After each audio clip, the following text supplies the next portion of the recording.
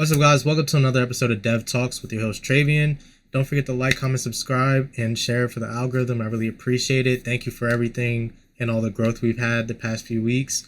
This episode, we're going to be diving into SearchGPT. Yes, OpenAI has done it again. So without further ado, let's just dive into it and get right into the details. Got some breaking news right now on OpenAI, speaking of AI, and ChatGPT, and Steve Kovac has the details. Steve. Hey there, Dom. Yeah, OpenAI is getting into the search business. They just announced here in a blog post minutes ago that they were testing a prototype version of a search product. You can see Google shares just reacting here, down better than 2% now as soon as this announcement crossed.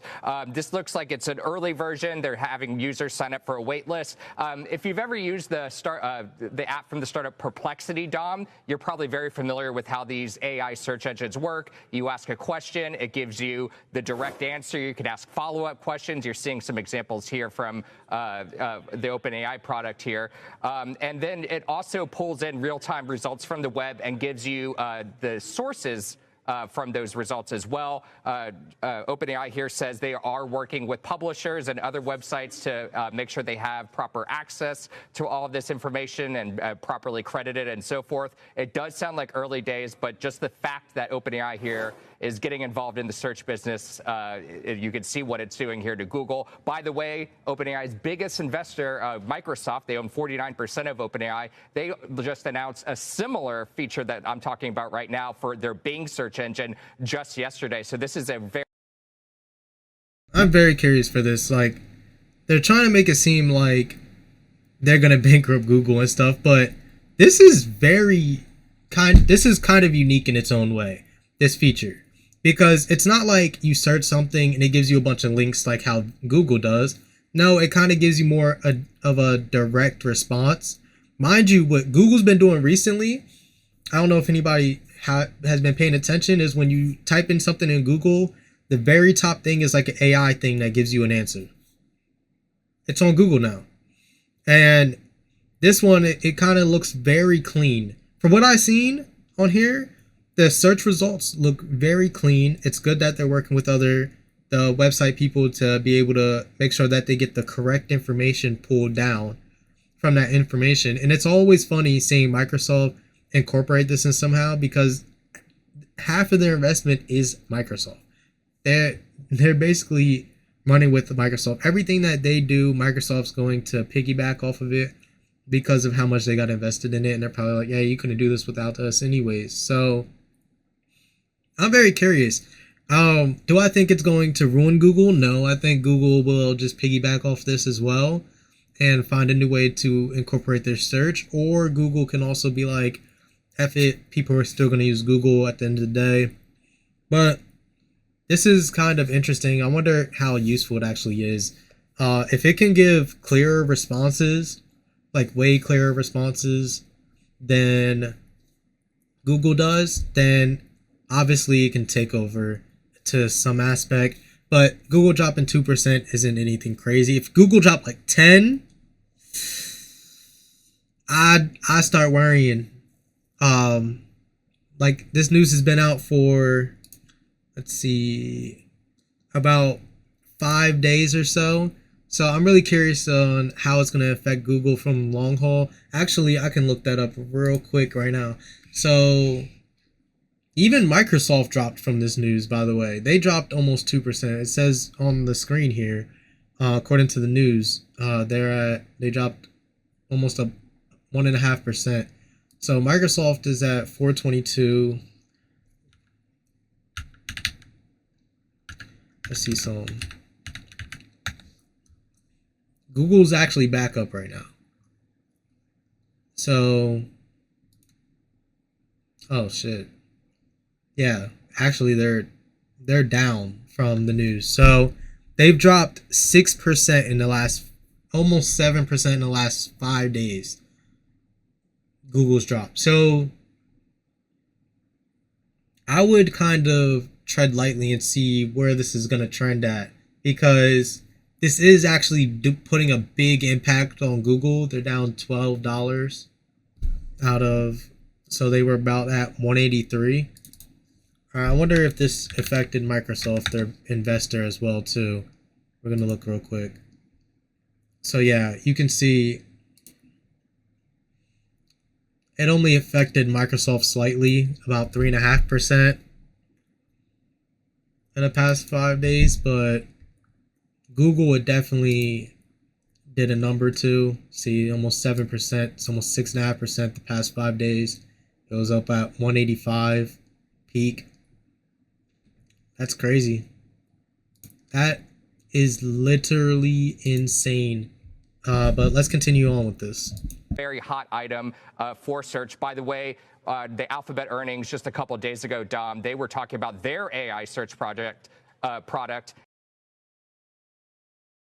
and how that's driving engagement, but still very few details whether or not that's going to be a big moneymaker for Google. But we clearly see what the market thinks with OpenAI getting into the search game, Dom. Steve, this was also something people were worried about a while ago, and now it's finally here. But I think it goes to the broader anxiety about whether AI is a friend or foe for big tech. And I think the assumption is it's mostly a friend. They have the resources, they can bulk it out, they can, do whatever they need to. But between the spend on the build out that Alphabet spooked people about the other night, and now the fact that OpenAI is launching a direct competitor, it makes for sort of unhappy considerations this week. Yeah, and look, we heard this over a year ago too, Kelly, when Microsoft put out their OpenAI-powered version of Bing. It was a chatbot. And remember at the time, this was early last year, Microsoft had... BingBot was terrible when it first released. That's the funny thing that they bring this up. BingBot was terrible. Absolutely terrible. If I recall, when they came out with that, that was terrible. Them bringing that up, that's sad. They were bad, yo. They were really bad. Had a bunch of great things to say and predictions. This is going to help us gain market share against Google. This is going to be a big boost for Bing. That never materialized. We haven't seen it really eat into the market share of Google. It's so early to tell what this OpenAI product is going to be able to do or not do compared to what Google is already working on. But just the fact that the leader in artificial intelligence is out here announcing formally that is getting into the search business, that's enough to rattle. It's almost on 2.5% now, Kelly.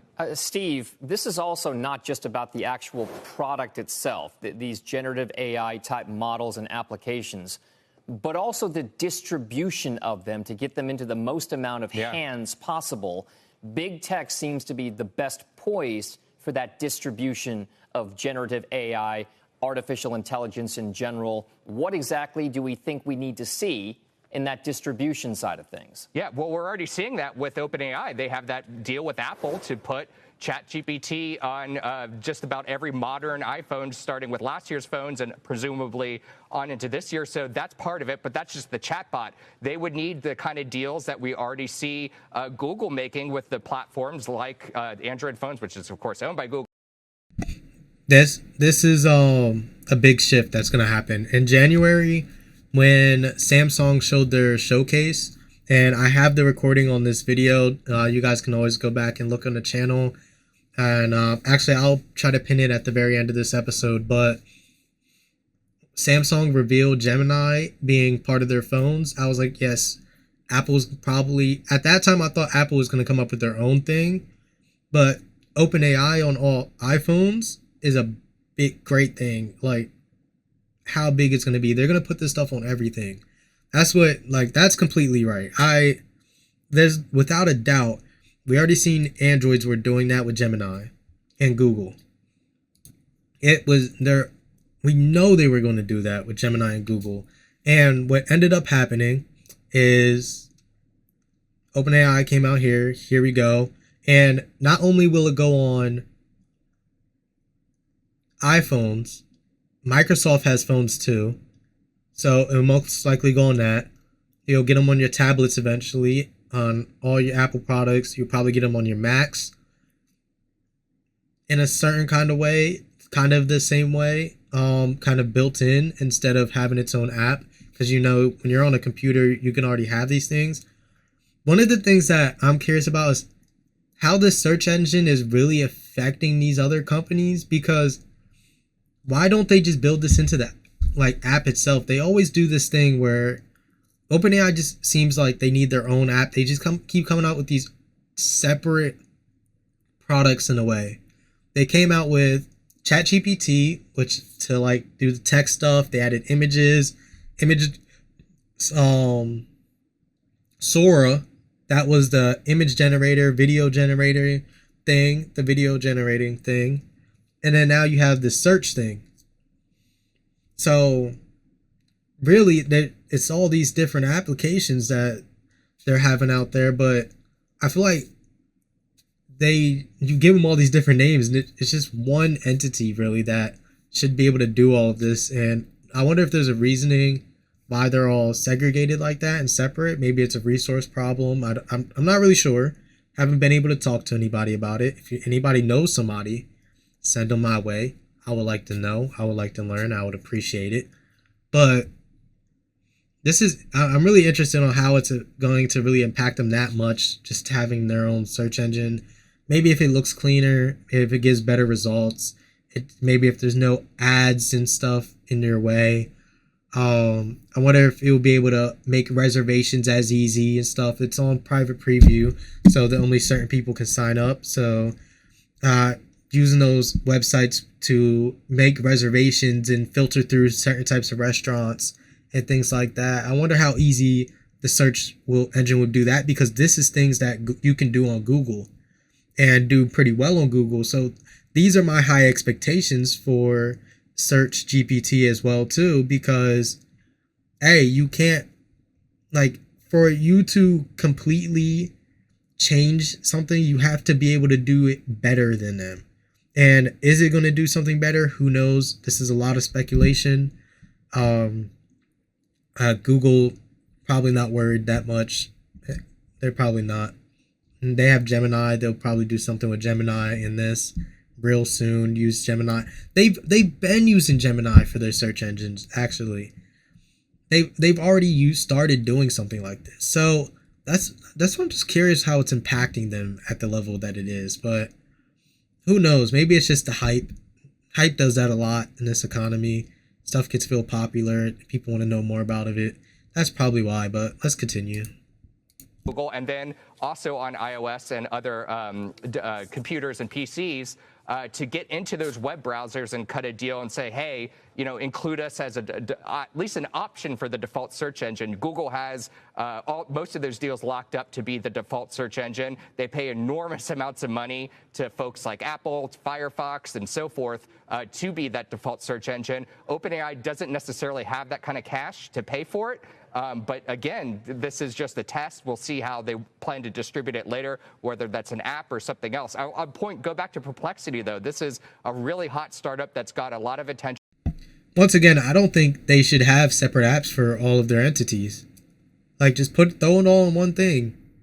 Like, why have all these different apps to separate it? Like, have your own OpenAI application where you can do all these different types of stuff. You can have certain people pay for different functionalities and subscriptions and memberships and stuff. Make your money off of that. I mean, I just don't think they should be doing separate apps like that. Keep everything together.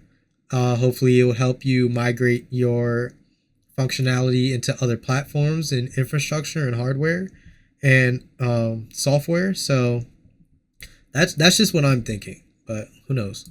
It's a really good product. They've run into some issues about sourcing and things like that. But that seems to be, and that's just a standalone app and a website. It doesn't have any distribution deal, and it's relatively successful. So we'll see if there's interest in this, but and you can sign up and try it. But it's a little too early to tell. But you are right, Dom. They do need to have a distribution deal in order to at least even think about getting into Google's search market. And then we have more time. We got to talk about the content that goes into it as well, and the deals that news organizations are signing with all these companies. And they're claiming they have those deals, and they're saying that they're going to credit them properly. That's what OpenAI says in this blog post. Can we use it now, Steve? Is it live? No, you can sign up for a wait list. Okay. All right. Okay. Thank you very much, Steve Kovac. So last thing, I wonder how they're going to do the crediting, the sources exactly, on how they do all of that stuff, especially if you're getting information from authors, publishers, and what are the blog people who write articles and things like that, how they're going to do the crediting system, how that's going to work. Also, dang, they just said something. They're distribution.